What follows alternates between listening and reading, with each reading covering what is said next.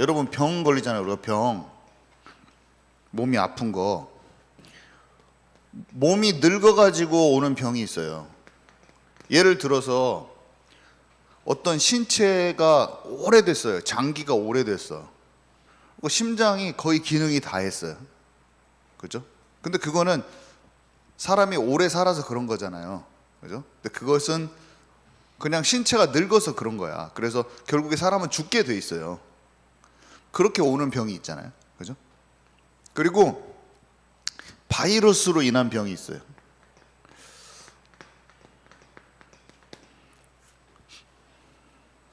자, 두 번째. 그 다음에 어떤 나의 습관, 식습관이나 환경, 안 좋은 환경 속에 계속 있었어. 그러면 당연히 독극물 속에 우리가 풍 들어간다고 해요. 그러면 그 환경 때문에 그렇잖아요. 어떤 그런 것들, 내가 식습관을 계속 탄산음료하고 튀긴 것만 계속 먹어. 그러면 비만과 고지혈증 걸릴 거예요. 그죠? 어떤 사람이 기도해가지고 뱃살이 확 들어가게 해줬어. 근데 식습관을 안 바뀌면 그냥 피에 바로 쌓여요. 이게 굉장히 빨리 쌓여요. 제가 고지혈증 약도 먹어보고 했는데, 이게 간약, 간에 관한 약도 먹어봤는데, 간약을 병원에서 줘가지고 먹었는데 튀긴 거 끊고 탄산음료 끊었더니 정상 수치로 돌아오더라고. 참, 내 여보. 근데 그것을 안 바꾸고 계속 약으로 해결하려고 한다든지 아니면 기도해가지고 고지혈증은 없어질지어다 막 이렇게 하는 것보다 그냥 그거 끊으면 돼요. 하나님 약도 사용하셔요. 의사도 사용하시고. 갑자기 사고가 탁 났는데 이렇게 탁 찢겼어. 피가 줄줄줄 흐르고 다리 있어. 근데 빨리 꾸매면 되잖아. 의사한테 가서 약 바르고.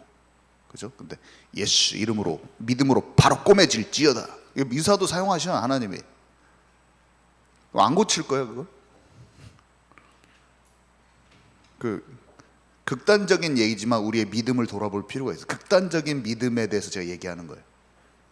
모든 것을 믿음이라는 이유로 고치려고 주님이 다 사용하신다니까요. 약도, 의사도, 그 기술도 사용하셔야 다.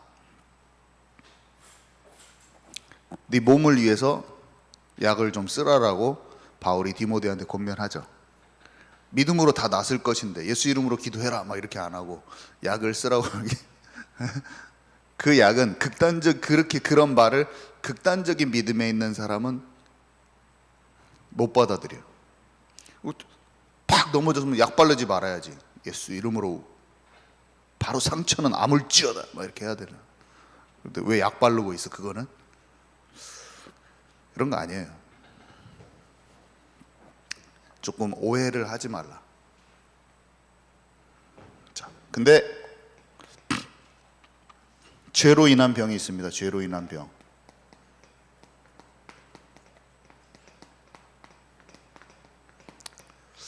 죄로 인한 병이 와 있는데 또 이 죄로 인한 병이 와 있는 걸 또 깨닫지 못해요. 육신적인 사람은. 아까 믿음이 치우친 사람은 예수 이름으로 바로 막 고쳐버리려고 하는 거 그쪽으로 치우쳐 있잖아요. 오직 믿음으로 다 고친다는 거야. 그래가지고 무조건 그것을 예수 이름으로 막 나아야 되는 거야. 막 기도, 주여 내 믿음이 없나이다. 내 믿음이 없어서 안책 안 났으면 내 믿음이 잘못됐나요? 막 하면서 내가 막 그렇게 기도하는 사람들이 있어. 계속 눈물로. 이 병이 지금 당장 주 예수 그리스도로 무너지고 고쳐져야 되는데 하나님의 뜻이 있는 병을 모르고 뜻이 발견이 안 돼서. 하나님의 뜻은 하나님의 계획이 있는 병이 있잖아요. 하나님의 계획이 있는 병.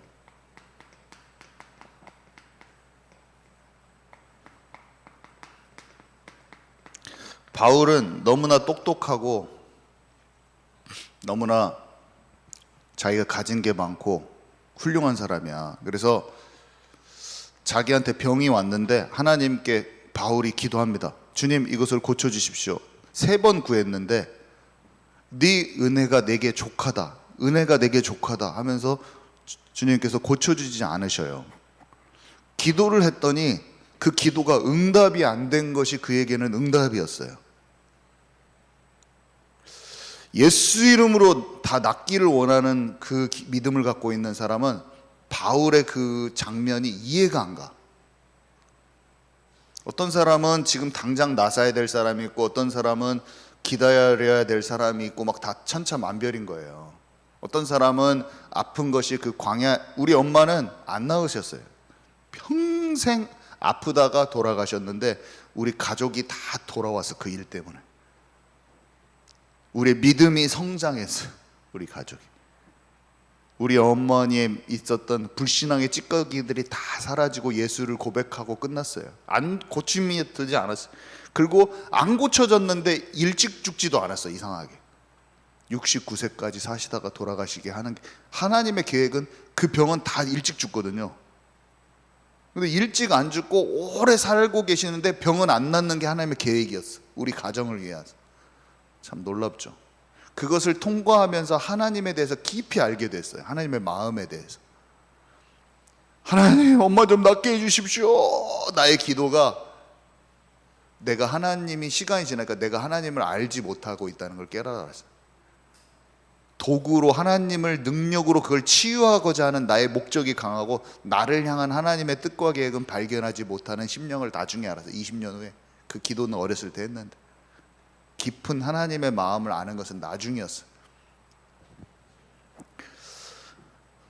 근데 죄로 인한 병이 있어요.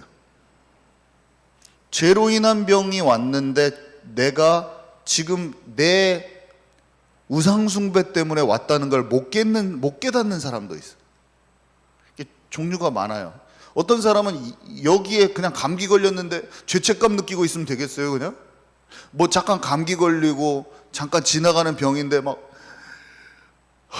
내가 뭔 죄 졌나 막 죄책감에 사로잡혀가지고 사소한 것에 전부 다 이것은 영적으로 하나님 되게 뭔가 다 계시적인 걸 거야. 막 뭔 조금만 꿈만 꾸면은 전부 다 그거를 다 하나님의 계시가 여기 무슨 뜻이, 그것도 이상한 믿음이야. 그죠?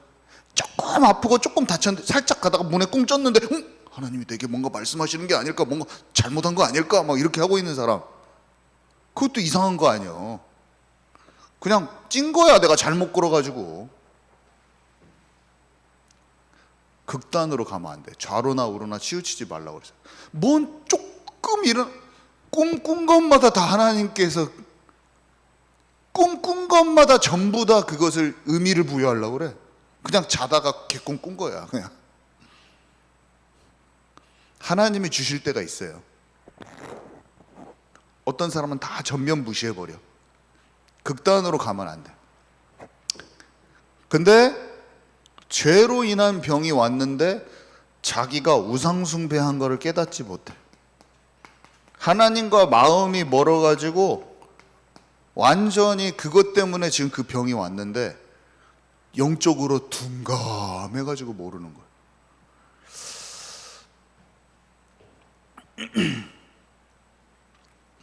자, 징계로서의 병을 좀 살펴보는데, 어저께 제가 병에 대해서, 예수님의 병에 대해서 쭉 설명했으니까 청년 예배 말씀 들으시면 되고요. 히브리서 11장에 보면요,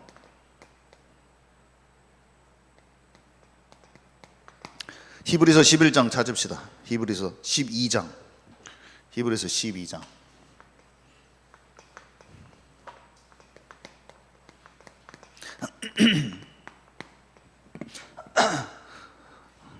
너희가 죄와 싸우되, 여기부터 읽을 거예요. 그게 몇 절이죠? 히브리서 12장 4절이요? 제가 읽을게요. 쭉 눈으로 따라오세요. 너희가 죄와 싸우되 아직 피 흘리기까지는 대항하지 아니하고 또 아들들에게 권하는 것 같이 너희에게 권면하신 말씀도 잊었도다. 일러스되 내 아들아, 주의 징계하심을 경히 여기지 말며 그에게 꾸지람을 받을 때 낙심하지 말라. 주께서 그 사랑하시는 자를 징계하시고 그가 받아들이시는 아들마다 채찍질 하심이라 하였으니 너희가 참음은 징계를 받기 위함이라. 하나님이 아들과 같이 너희를 대우하시나니 어찌 아버지가 징계하지 않는 아들이 있으리요. 징계는 다 받는 것이거늘 너희에게 없으면 사생자여 친아들이 아니니라. 또 우리 육신의 아버지가 우리를 징계하여도 공경하였거든 하물며 모든 영의 아버지께 더욱 복종하며 살려 하지 않겠느냐. 그들은 잠시 자기의 뜻대로 우리를 징계하였거니와 오직 하나님은 우리의 유익을 위하여 그의 거룩하심에 참여하게 하시느니라. 무릇 징계가 당시에는 즐거워 보이지 않고 슬퍼 보이나 후에 그로 말미암아 연단을 받은 자들은 의와 평강의 열매를 맺느니라. 무슨 말이냐면 이게 진짜 중요한 건데요, 우리는 예수를 믿고 성령을 받아서 하나님의 마음을 알고 죄를 이길 수가 있어요. 근데 내 삶 속에 자꾸 여러분이 하나님을 믿었어요. 생명을 가졌어요. 근데 내가 계속 마음으로 세상을 따라가는 거예요. 세상 친구들과 세상 문화에 속해가지고 예배를 등한시하고 그냥 자기 마음대로 하나님을 알아. 어렸을 때부터 알았어. 근데 하나님을 거부하고 자꾸 하나님 떠나고 다 알아. 하나님 안에 거해야 되는 것도 다 알아. 근데 죄와 싸워야 될 것도 알아. 뭐까지 아냐면 사단에게 속지 않게 해주세요. 막 사단에게 속지 않아야 되는 것도 다 알아. 근데 삶은 다 사단한테 속는 거야.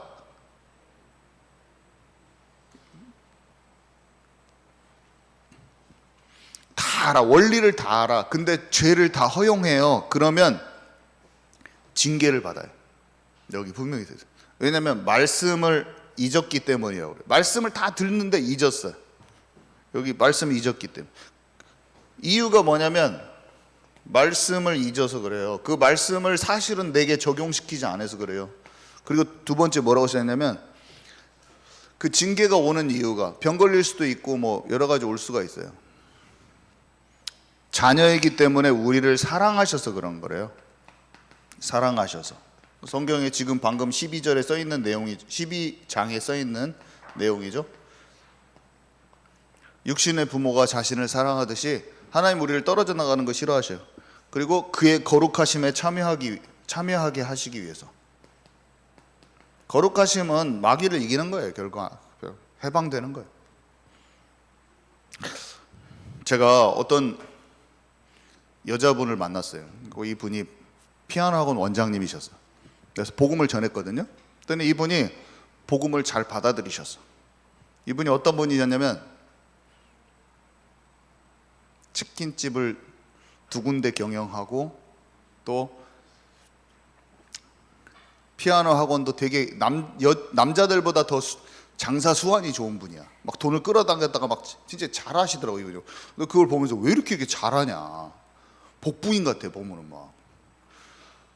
그러면서 잘 일처리도 잘하시고 세계를 굴리는데 머리를 써가지고 사람들 탁탁 움직이면서 잘하셔. 와 이렇게 잘하신다. 사업을 잘하신다. 그리고 꼭 제가 가서 말씀 전하러 가면 저를 말씀을 엄청 업신여겨요. 제가 가면은 이 사람한테 말씀을 전하고 있는지 업신여김 당하러 왔는지 뭔지를 모르겠어. 그리고 방금 무당을 만나고 오고 또 나한테도 만나고, 그리고 무당 방금 만나고 와가지고 이 사업을 해야 되냐고 물어본 다음에 제가 또 거기에서 피아노 학원에서 이렇게 같이 얘기하면 목사님 방금 그 무속인 무당은 이렇게 말했는데 목사님 어떻게 생각하십니까? 해야 됩니까 말아야 됩니까? 그러니까 나도 무당이에요. 나는 하나님 믿는 그쪽에다 물어보고 딱 물어보고 근데 막 마음이 더러워. 막 그 대화를 하면 더러워 죽겠어 마음이. 지금 나를 무당 취급을 하는 거니까 막 짜증이 나. 근데 거기서 말씀 전하고. 근데 이분이 동생하고 심하게 싸웠어. 그러면서 그 사업 문제로 해결이 안 되면서 너무 괴로워. 근데 그 미움의 증오가 살인하는 마음까지 올라온 거야. 막 진짜 동생인데 죽여버리고 싶어. 그 마음이 사람의 마음이 그렇게 되면 괴롭잖아요. 그러면 사람의 마음이 힘들거든요. 그러니까 집에 찾아갔는데 너무 힘드시는 가운데 예수님을 그 자리에서 영접을 하셨어. 눈물과 콧물을 다 펑펑 쏟으면서 예수님을 영접을 하셨어. 그날 이후로 몇 개월간 진짜 잘 말씀을 듣더라고요. 그리고 막 말씀이 이해되어지는 게 느껴져. 내가 봤을 때 하나님을 사랑하는 마음이. 예수님 믿었어요, 이 사람.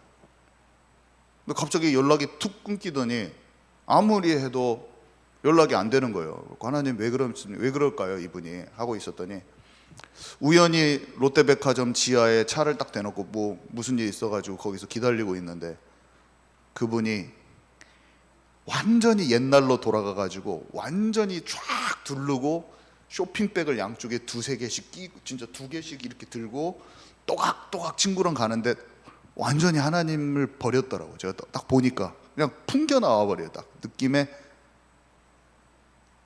오 이거 큰일 났네. 그래서 나한테 연락을 안 했구나. 저를 만나기 싫은 거죠. 딱 느낌에 하나님의 징계가 올 것 같은 느낌이 딱 들더라고요. 하나님은 사랑하셔서 그 사람 붙드셔요. 그것을 하나님께 저에게 확인시켜 주시고 일주일 후에 중풍으로 떨어지셨어요. 그래서 죽을 수도 있다고 그분 동생이 연락이 와가지고 그래서 목사님 기도해 주세요. 근데 기도를 했어요. 기도를 하는데 하나님이 이상하게 너무나 큰 확신으로 안 죽는다.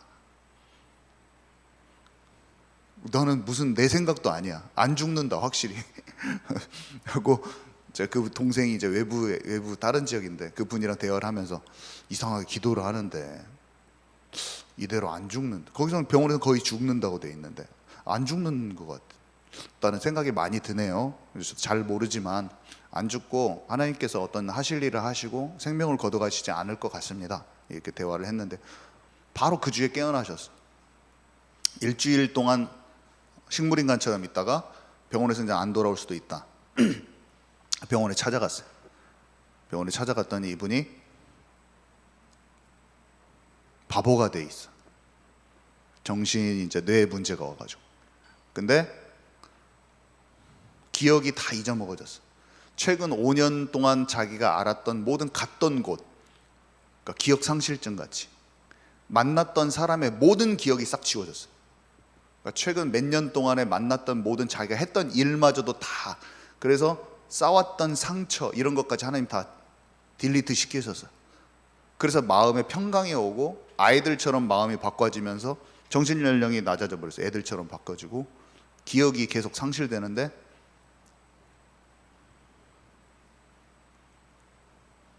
하나님을 진짜 잘 믿는 사람으로 바꿔져 있어요. 이유가 뭐냐고 제가 물어봤더니 식물인간 돼 있는데 계속 이양로 목사님이랑 저랑이 와서 신방을 왔대요. 그분한테 계속 찾아왔대. 그래서 하나님이 살아계시고 실제로 나를 붙드신다는 걸 완전 체험해버렸어요. 피아노로 찬양만 치고 계속 피아노로 된 찬양만 계속 귀에 꽂고 계셔. 놀라운 일이죠. 하나님이 그 사람을 붙드셨어요. 하나님이 징계. 암센터에 가서 양영진 씨라고 그분을 만났는데 20대 초반에 한 선교단체에서 예수님을 딱 영접을 하고 50세 중반이 될 때까지 평생 세상에 돈 버는 데 집중하고 살아오셨어요. 하나님이 이분한테 최장암이라는 것을 사형 선고, 그 최장암을 주셨어요. 그리고 암센터에 들어와 있는데 전국의 신유 사역자 7팀이 와가지고 그분한테 복음을 안전하고 예수 그리스도의 이름으로 암은 떠나갈지어다 이것만 하고 가셨어요. 놀라운 거죠. 큰 믿음을 갖고 그 팀들도 유명한 팀들이에요. 아무도 못 고치고 아무도 복음 안 전하고 와서 대단한 사람들이에요. 이 사람들도 예수가 그리스도라는 이렇게 단순한 그 전하지 않는 거예요. 이상하게 신유 사역을 할 때 예수님 선포를 안 해. 하기는 하는데 믿은 다음에 예수님 전형 예수님 전 이렇게 해요. 이렇게 복음에 딱 설명 안 해줘. 딱 나섰습니다. 예수님이 하셨습니다. 예수님 전 이렇게 맡기는, 예수님 맡기는 맞는데 그렇다고 그 사람이 주인이 바꿔지거나 복음이 정확하게 그리스도가 선포되지 않아요. 제가 봤을 때.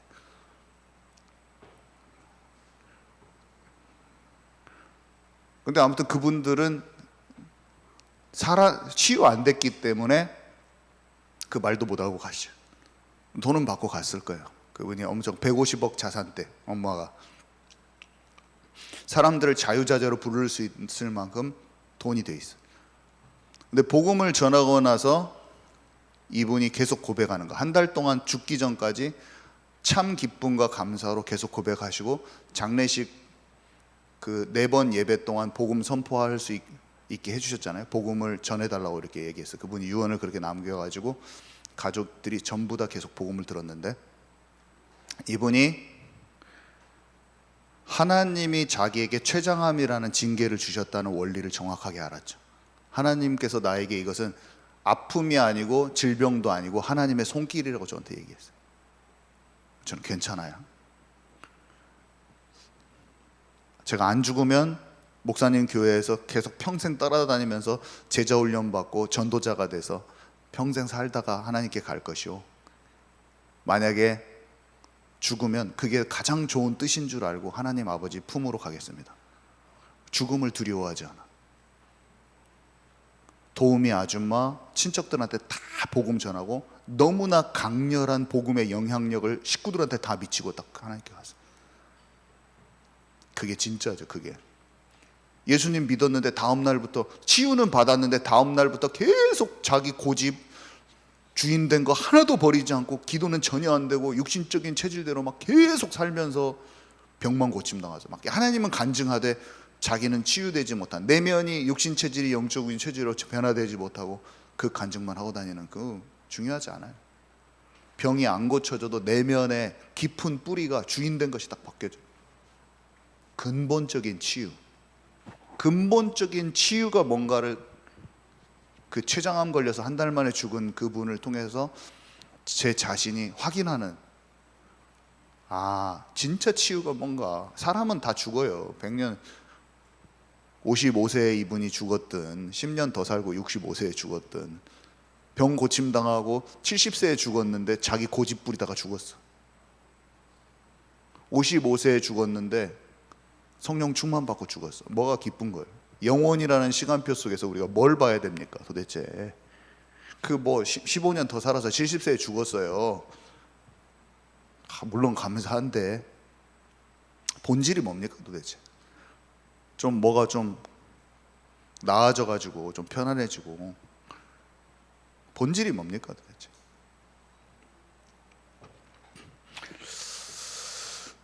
주님을 믿었는데, 하나님께서 큰 사건을 주셔가지고 주님을 믿었는데 한 청년이 예수께로 돌아왔죠. 근데 이 청년이 딱 훈련 속에 들어가야 되는데 세상에 좋은 어떤 이런 것을 보고 훈련 쪽으로 안 들어가고 떠났어요. 일단 하나님께서 이 청년에게 사람의 매와 인생의 채찍을 주셨죠. 사람을 통해서 옴짝달싹할 수 없게. 근데 이 친구가 아는 거예요. 아, 이게 하나님의 손길이라는 거 알아. 예수님을 진짜 믿고 성령인도 받으면 삶 속에서 오는 재난이나 어려움들의 하나님의 손길을 느낀다니까요. 그걸 보고 병도 그거 한 도구로 쓰임을 받아요. 그 우리 이양로 목사님이 한 3, 4주 전에 나단이 다윗에게 하나님의 말씀 전하면서 솔로몬 얘기해 준 거 알죠? 내가 네 아들을, 네가 나를 위해서 이 성전을 짓겠느냐? 백향목으로 사람들이 내가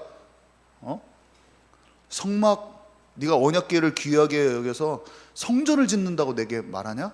그러면서 내가 네 나라를 견고케 해줄 것이다 이렇게 해주면서 그 자녀 후대에 대한 얘기를 해주시는데 이렇게 얘기하죠. 솔로몬이 내가 그도 복 줄 것인데 그가 죄를, 내가 그에게 아버지가 돼줄 것이다. 우리 자녀가 가장 좋은 축복 받는 것은 하나님이 내 자녀의 아버지가 돼주는 것인데 내가 네 자녀의 아버지가 돼줄 것이다 이렇게 얘기하시면서 그가 죄를 지으면 사람의 매와 인생의 채찍으로 내가 징계할 것이다. 그렇지만 사울왕처럼 그의 생명을 뺏어가지 않을 것이다 이렇게 약속을 해주시는 장면이 나와요. 히브리서 12장의 그 원리 그대로 하나님께서 하시는 거예요. 다윗이 밧세바 사건 이후에 나단이 와서 말해줍니다. 집안에 칼이 들어오는 징계가 임하고 자식이 죽잖아요. 자식이 그 아기가 죽어요. 근데 다윗이 그 아기가 하나님께 간구는 하지만 죽고 난 이후에 옷 딱 갈아입고 눈물을 딱 씻어버리는데 그 태도가 히브리서 12장의 태도예요. 뭐냐면 무릇 징계가 당시에는 즐거워 보이지 않고 슬퍼 보이나 그 후에는 그로 말미암아 연단받은 자들은 의와 평강의 열매를 맺느니라. 그리고 뭐라고 했냐? 징계하심을 경히 여기지 말고 그에게 꾸지람을 받을 때 낙심하지 말라. 우리는 징계받으면 그 징계만 생각하고 징계를 경히 여겨요. 경히 여긴다는 말은 가볍게 여겨. 나한테 병이 왔는데 그 병을 가볍게 여기면서 뭘 하냐면 아이고 병원 가서 수술해버려야겠다, 병원 가서 약 먹고 나서야겠다, 이렇게 생각하는 거예요. 그 병을 본질이 어디서 왔는지 몰라. 우상숭배하고 예배를 가볍게 여기고 어렸을 때부터 들어온 복음을 하찮게 여기는 나의 마음에서 그게 출발해서 병이 왔는데 어떻게 하냐면 이 병 그냥 고치면 돼, 약 먹으면 돼, 둔감해가지고 영적으로 병원에서 수술 받으면 돼, 이런 입장으로 있는 거예요. 근데 징계를 가벼이 여기지 않아요. 다윗은 아들이 죽는다는 사건이 하나님의 음성으로, 지금 상황 사건을 하나님의 음성을 듣고 자기를 보는 건데 자기가 음란에 쩔어 있었거든요. 음란에 쩔어 있었거든요, 다윗이. 그래서 그게 행동까지 나온 마귀한테 속을 수밖에 없는 그 상황을 딱 본 거예요. 징계를 가벼이 여기지 않았어. 자기한테 온 그 힘든 사건을 가벼이 여기지 않았어요. 그리고 또 뭘 했냐면 낙심하지도 않았어. 우리가 징계를 받으면 한 가지 하기 쉬운 게 뭐냐면 막 죄책감에 쌓여가지고 내가 죄인이요, 그리고 막 그 지금 상황, 안 좋게 된 상황을 보고 어떻게 하지 막 낙담하고 막 다 죽게 됐네 막 아이고 죽었어 막 이런 거 이렇게 징계를 가벼이 여기지도 않고 경히 여기지도 않고 그것을 낙심하지도 않고, 아들이 죽었는데 옷 딱 갈아입고 탁 털어버렸잖아요. 그게 하나님께 주권을 인정하고, 우리가 아들이 죽게 되면 어떻게 해요? 맨날 며칠 내 죄 때문에 우리 아들이 죽어가지고 아이고 미안하다 내 아들아 막 하면서 막 울고 막 아이고 그게 쌓여가지고 막 계속 징계받은 것이 내가 내 죄요 막 하면서 막 그렇게 하는, 그걸 안 해버려. 탁 끊어버려. 내가 하나님 떠나서 마음이 그래서 징계받았지만 징계를 받는 것도 알아. 내가 어떤 상태에서 우상숭배해서 그랬구나. 근데 돌이키면 돼요. 돌이키면 돼요. 돌이키면 하나님께서 그 다음 것을 이제 예비하시고 인도하시는 거예요. 지금 비록 아들이 죽었지만 자기가 음란죄를 저지려서 낳은 그 아들이 대를 이어버려요, 솔로몬이. 하나님은 말도 안 돼. 인간적으로, 도덕적, 윤리적으로 그냥 이거 잘못했으니까 이제 그 간음해서 저지른 아들은 다 싹둑 잘라버려라 막 이렇게 안 하고, 그 흐름 속에서 언약을 귀히 여긴 밧세바를 통해서 비록 그 사람의 일들은, 이런 것들은 지나갔지만 하나님께서 그 하실 일을 진행하시는 거예요. 인간은 전혀 알 수 없는 영적인 원리로 또 하나님 인도를 하시는 거예요.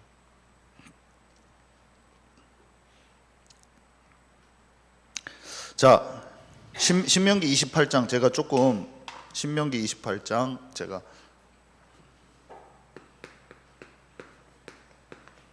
조금 읽을 텐데 한번 찾아보세요. 제가 부분 읽을 건데, 신명기 28장 하나님의 말씀을 청종하면, 하나님의 말씀을 청종한다는 건 다른 게 아니에요. 성령이 너희 안에 있으므로 성령의 법에 통치받는 거예요. 모든 진리 가운데로 인도하신 하나님의 마음을 쫓아가는 거예요. 죄와 사망의 법에서 벗어나는 거예요. 실제로 예수님을 우리가 영접하고 주님의 말씀을 듣다 보고 또 성령 충만 받으면 이 세상에서 마귀에게 속는 포인트, 과거의 나의 습관 체질 다 알아집니다. 분별돼요. 그래서 이런 것들을 벗어나 버리겠다는 걸 다 알게 돼요.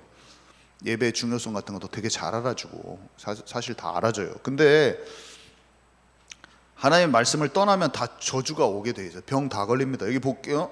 제가 읽어볼게요.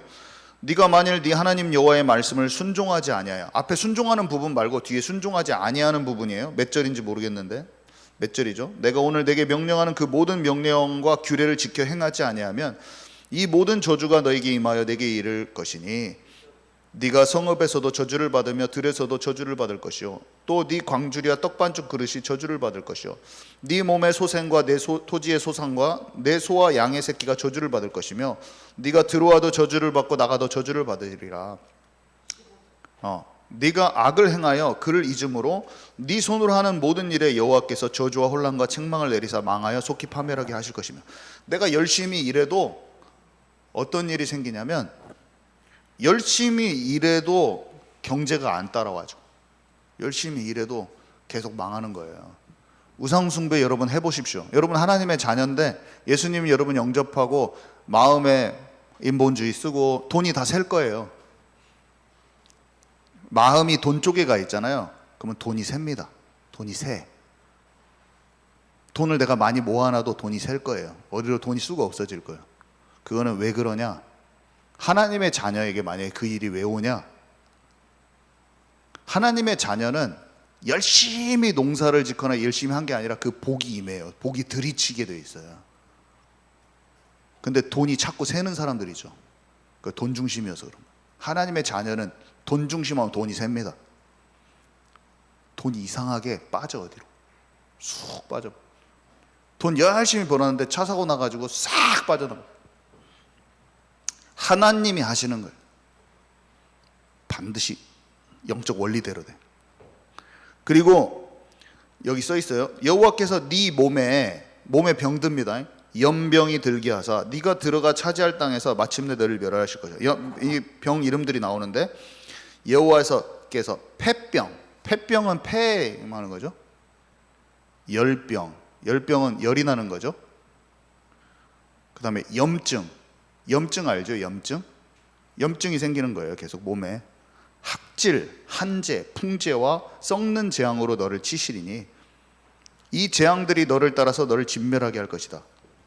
죄로 인한 병, 우상 숭배하잖아요. 예배를 소홀히 여기고 세상 친구들과 계속 하나님의 나라 속에 안 들어오고 어렸을 때부터 마귀에 속는 거 예수 얘기 다 듣고도 그렇게 하면 이 병들이 내게 찾아와요. 근데 어떤 사람은 이게 와도 온지도 몰라. 영적으로 너무 둔감할 때로 둔감해가지고 왔는데도 몰라. 이게 참 엄청난 거예요.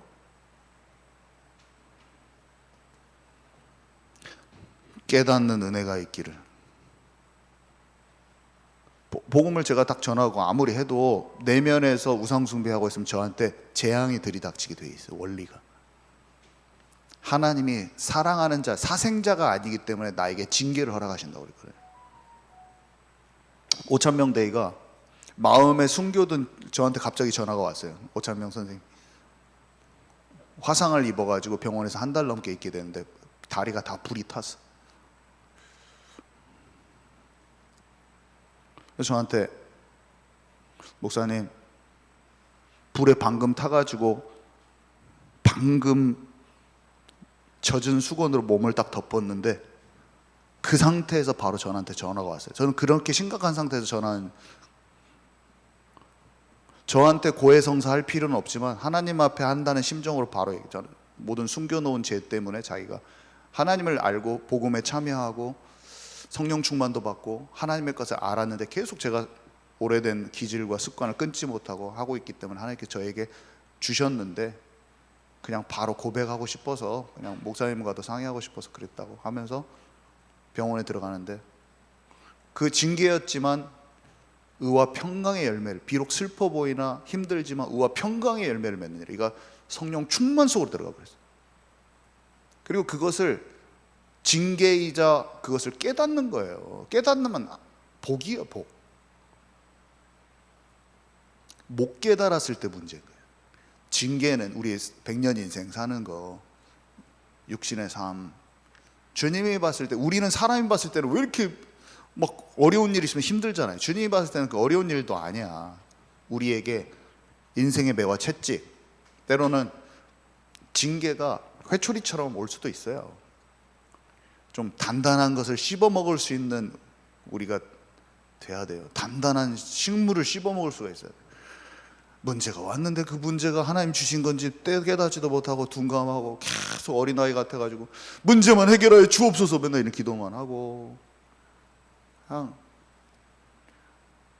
뭐가 어떻게 되는지도 모르고 상황이 어떤 속에서 하나님의 음성도 발견 못하고, 그러니까 다 나가서 뻥뻥 나가 떨어지고 다 죽는 거예요.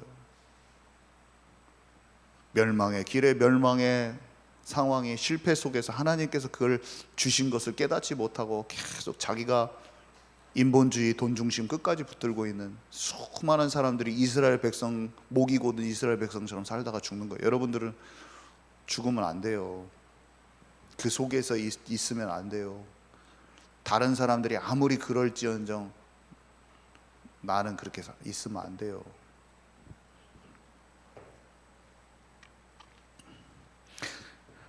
여기 뭐라고 써 있냐면, 여호와께서 애굽의 종기가 나고 치질과 괴혈병과 피부병으로 너를 치시리니 네가 치유받지 못할 것이며, 여호와께서 또 너를 미치는 것과 눈머는 것과 정신병으로 치시리니 맹인이 어두운 데서 더듬는 것 같이 네가 백주에도 더듬고 네 길이 형통하지 못하여 항상 압제와 노략을 당할 뿐이리니 너를 구원할 자가 없을 것이며. 아무리 머리 쓰고 돈 벌려고 용 써봤자 노략만 당하고 안 돼요. 형통치가 못해요, 그 길이. 네가 여자와 약혼하였으나 다른 사람이 그 여자와 동침할 것이요, 집을 건축하였으나 거기에 거주하지 못할 것이요, 포도원을 심으나 네가 그 열매를 따지 못할 것이며. 열심히 돈 벌려고 하는데 돈이 다 새버려. 소를 네 목전에서 잡았으나 네가 먹지 못할 것이야. 소 잡아갖고 먹으려고 하는데 못 먹어. 네 나귀를 네 목전에서 빼앗겨 도로 찾지 못할 것이며, 네 양을 원수에게 빼앗길 것이냐. 너를 도와줄 자가 없을 것이며, 네 자녀를 다른 민족에게 빼앗기고 종일 생각하고 찾음으로 눈이 피곤하여지나 네 손에 힘이 없을 것이며, 네 토지 소산과 네 수고로 얻은 것을 네가 알지 못하는 민족이 먹겠고 너는 항상 압제와 학대를 받을 뿐이리니 이러므로 너에게 보이는 일로 말미암아 네가 미치리라. 여호와께서 네 무릎과 다리를 쳐서 고치지 못할 심한 종기를 생기게 하여 발바닥에서부터 정수리까지 이르게 하시리라. 여호와께서 너와 네가 세울 내 임금을 너와 네 종상들이 알지 못하는 나라로 끌어가시리니 네가 거기서 목석으로 만든 다른 신들을 섬길 것이며, 여호와께서 너를 끌어가시는 모든 민족 중에서 네가 놀람과 속담과 비방거리가 될 것이라. 처음에는 내가 그냥 그렇게 해가지고 했는데 나중에는 우상숭배만 하고 있는 것에 그 틈에 그 분위기에 껴갖고 우상숭배 친구들하고 계속 우상숭배하는 자들하고 살고, 그 믿지 않는 사람들이 결국에 너 예수 믿는다며 나랑 똑같네, 같이 막 빈정거리는 말, 세상 욕짓거리 하면서 같이 너나 내나 똑같다 이 바보 같은 놈 새끼, 난 바보야 막 하면서 같이 그 친구들이랑 같이 난 바보야 병신이야 하면서 막 같이 그 말을 서로 같이 서로 막 세상 말 있잖아요. 그런 말 서로 막 하고 듣고 난 바보야 막 나 그랬다 막 하면서 같이 그 세상의 풍조와 하나님 말에서 참되게 걷는 그런 거 모르고 그 허탄한 그냥 말 속에서 그냥 같이 우상숭배, 말 찍찍 우상숭배하는 거 찍찍하면서 그 속에 살다가 우상숭배 그냥 그 틀에 살다가 죽는 거라요.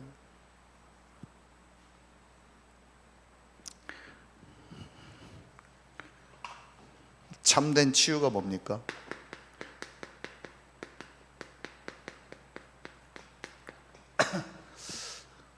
왜 죄로 인한 병이 왔을까요? 왜? 죄는 속는 거잖아요. 마귀에게 속는 거. 죄를 버리라는 거예요. 죄를 버리면 하나님과 관계가 회복되는 거예요. 우리가 예수 믿고 구원받았는데 이스라엘 백성이 항상 특징이 뭐냐면 계속 죄 짓는 거예요. 구원받아가지고 복음도 알고 하나님의 은혜가 임했는데 계속 마귀 섬기는 거예요. 계속 세상 방식으로 사는 거예요. 예수님을 다 알고 다 복음을 다 알아. 마귀에게 속으면 안 된다는 거 다 알아. 근데 마귀한테 나를 맨날 내줘. 그게 죄를 짓는 거거든요. 그러면서 내가 예수님을 압니다. 자꾸 그런 말만 해. 우리가 신랑이 예수님이고 신부가 교회로 표현되어 있잖아요. 신부가 계속 다른 남자랑 바람 펴. 신랑 대신 예수님이 식사하자고 불렀어. 당신이랑 같이 진짜 오붓하게 시간을 갖고 싶소. 그랬더니 밥 먹으면서 하는 거예요. 이 결혼 증명서, 결혼 증명서 이렇게 있는데 내가 그 좀 다른 남자 만난 게 무엇이 중요합니까? 예수 영접했는데 뭐가 그렇게 중요해요? 이거 지금 내가 증명서, 여기 예수님 영접한 증명서, 결혼 증명서 있는데. 그런 입장에 있는 수많은 중직자들과 후대들이 예수님 앞에 영접한 증명서를 갖다 들이밀고 평소의 삶 속에서는 바람난 여자처럼 다른 남자 손 잡아주고 돈 중심할 건 다 하고 그러면서도 결혼 증명서로 끝냈다고. 믿음이 중요한 것이지 한번 지금 나의 상태가 중요한 것이야. 자꾸 그것으로 다 병들어, 그것 때문에 다 병들어 있는 거예요. 복음을 오해해가지고 오늘 살아있는 관계가 중요한 것이지. 오늘 죄를 이기는 힘이 그 자체가 그것이 복음인데, 마음대로 살고 마음대로 가벼이 여기고 예배를 가벼이 여기고 마음대로 삶 속에서 내 생각이 분산되는 걸 다 허용한 채로 놔두면서 예수 영접했다, 예수는 그리스도, 자꾸 자기는 1도 안 바뀌고 인본주의 그대로 쓰고 하나님의 뜻이 아닌 자기의 계획과 판단과 주장대로 끝까지 하고 안 바꾸고.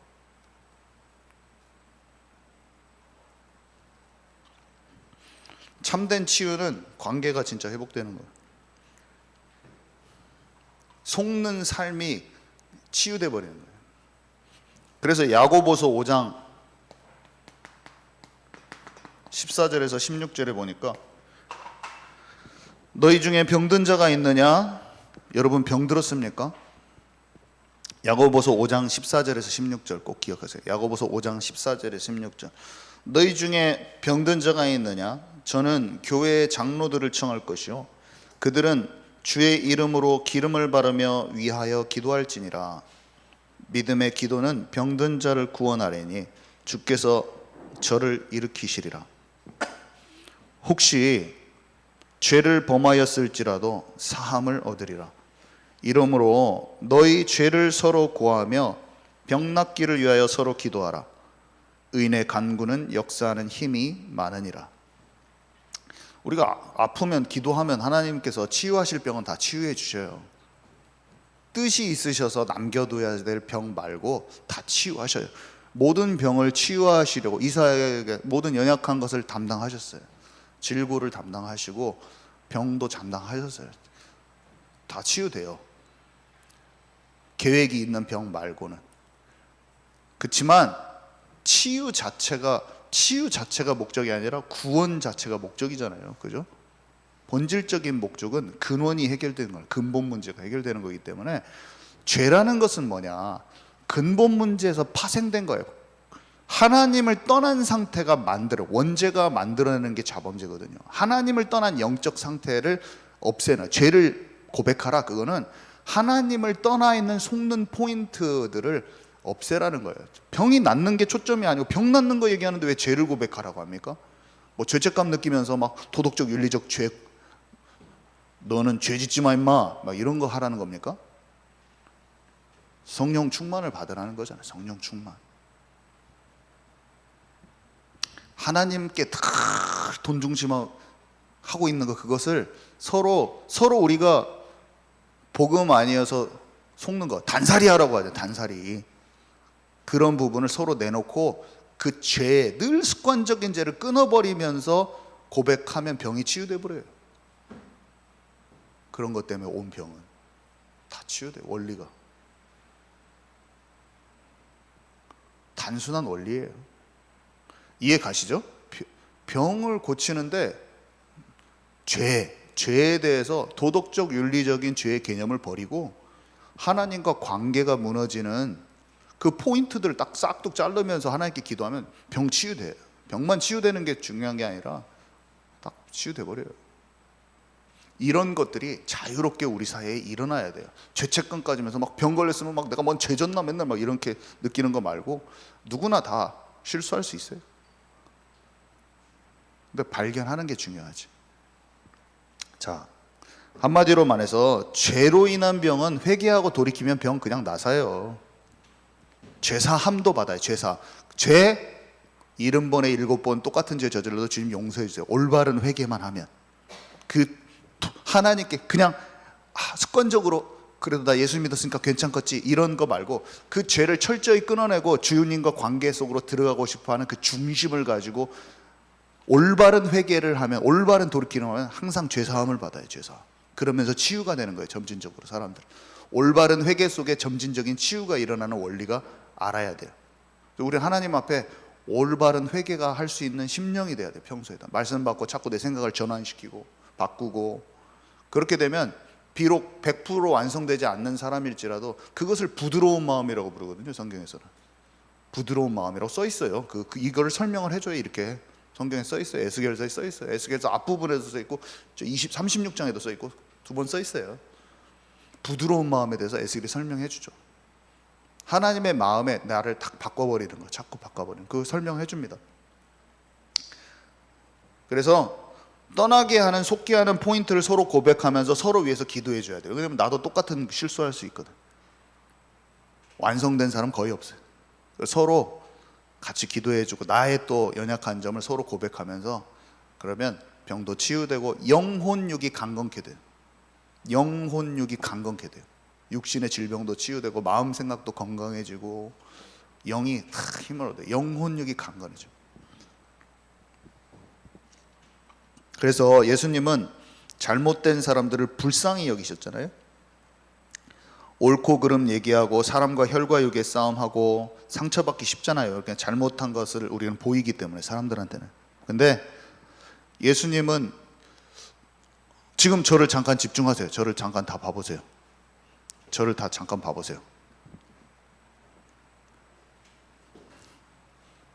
모든 징계나 죄나 여러 가지 우리 상황 속에 올 수 있어요. 저는 주님께 징계를 몇 번 맞았어요.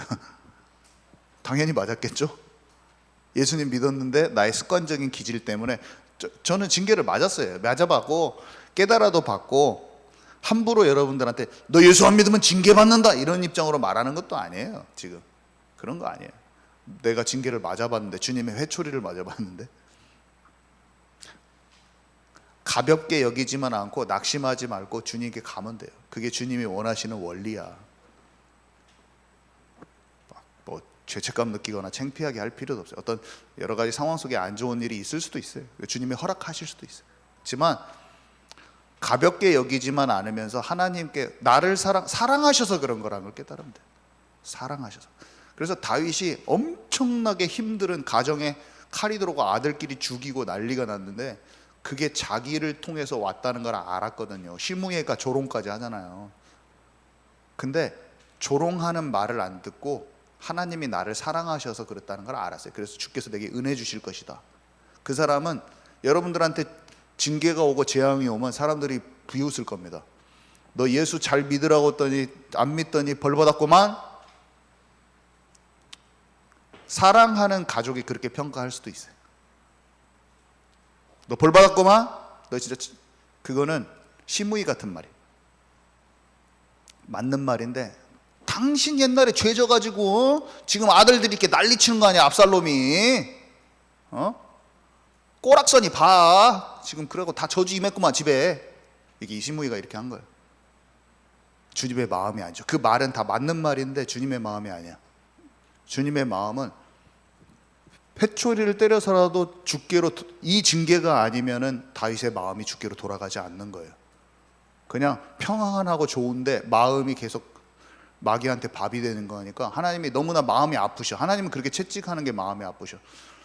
찬명 집사님이 뭐라고 말하냐면, 목사님 정말로 저에게 이게 큰 아픔인데 하나님의 마음이 너무 느껴져요. 하나님이 이렇게 저한테 하시면서 마음이 너무 아프셨을 것 같아요. 그 마음이면 그 마음만 알면 돼요. 다윗이 아는 거예요.